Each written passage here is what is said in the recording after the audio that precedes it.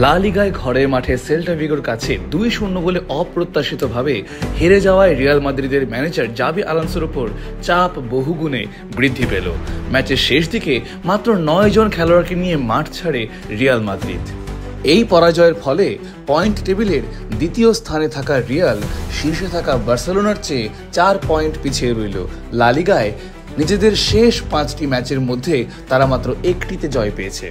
Real মাদ্রিদের এই বিপর্যয় শুরু হয় দ্বিতীয়ার্ধে। বিরতির 7 মিনিট পর বদলি খেলোয়াড় উইলিয়ার্ড সুইডবার্গ চলতি মরশুমে তার প্রথম গোল করে সেল্টাকে অপ্রত্যাশিতভাবে এগিয়ে দেন। এর ঠিক পরে 64তম মিনিটে রিয়ালের জন্য পরিস্থিতি আরও খারাপ হয়।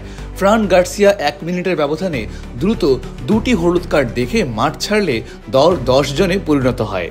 এরপর যোগ করা সময়ে 92তম মিনিটে আলভারো ক্যারেরাসও দ্রুত পরপর 2টি হলুদ কার্ড দেখে বহিষ্কার হন। ফলে রিয়াল 9 জনে নেমে আসে। ক্যারেরাসের এই বহিষ্কারের পর সুইডবার্গ তার দ্বিতীয় গোলটি করে রিয়ালের কফিনে শেষ পেরেকটি ঠুকে দেন।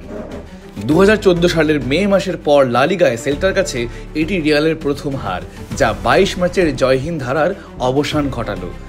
এই ম্যাচের আগেও রিয়ালের রক্ষণভাগে আঘাত আসে। ট্রেন্ট আলেকজান্ডার-আর্নল্ডের ইনজুরির কারণে 2 মাসের জন্য ছিটকে যাওয়ার পর ম্যাচের 23 মিনিটে ডিফেন্ডার এডার মিলিতাও হ্যামস্ট্রিং ইনজুরির কারণে মাঠ ছাড়েন, যা রিয়ালের রক্ষণভাগকে আরও দুর্বল করে দেয়। এদিকে সপ্তাহের শুরুতে আলোনসো ক্লাবের প্রেসিডেন্ট ফ্লোরেন্তিনো পেরেজের সঙ্গে দলের ফর্মের পতন নিয়ে আলোচনা করেছিলেন বলে জানা যায়। এই ম্যাচেও কোচের টেনশন অব্যাহত ছিল এবং তিনি নিজেও একটি হলুদ কার্ড দেখেন। এই পরাজয়ের পর এখন রিয়াল মাদ্রিদের সমস্ত মনোযোগ বুধবার চ্যাম্পিয়ন্স লিগের গুরুত্বপূর্ণ ম্যাচে ম্যানচেস্টার সিটির বিপক্ষে লড়াইয়ের দিকে।